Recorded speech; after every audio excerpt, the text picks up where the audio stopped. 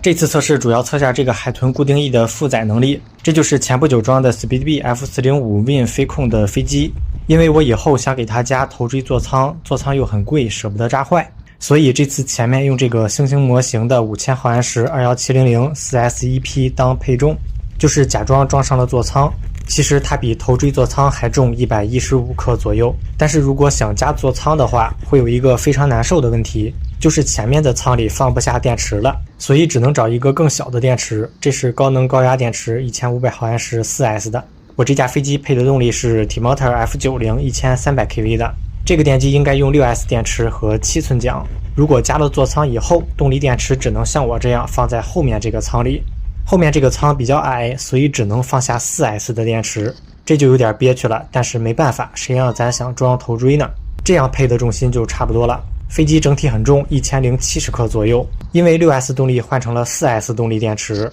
所以桨叶我给加大了1号，我从7寸桨换成了8寸桨，现在它就是装的8寸桨，这样来弥补它的动力。好了，起飞测试。海豚的反钮确实有点吓人，因为我开的自动抛飞，出手以后电机才开始转动，所以反钮更明显。如果是在手里就让电机先转起来，这样就会好一些，但是这样又有打手的风险，这就很难两全。不过飞起来以后就没什么问题了，载重能力还行。本来这个飞机用5000毫安时的21700电池应该能飞几十分钟的，像我这样配了1500毫安时的小电池肯定就飞不久了。我测了2次，担心都是 3.8 伏左右降落，大概是6到8分钟续航这样，有点出乎意料。2806的大电机1070克的起飞重量，配这么小的电池能飞8分钟，其实已经超出了我的预期了。好了，这次测试视频就分享到这儿。好了，我们下期视频再见。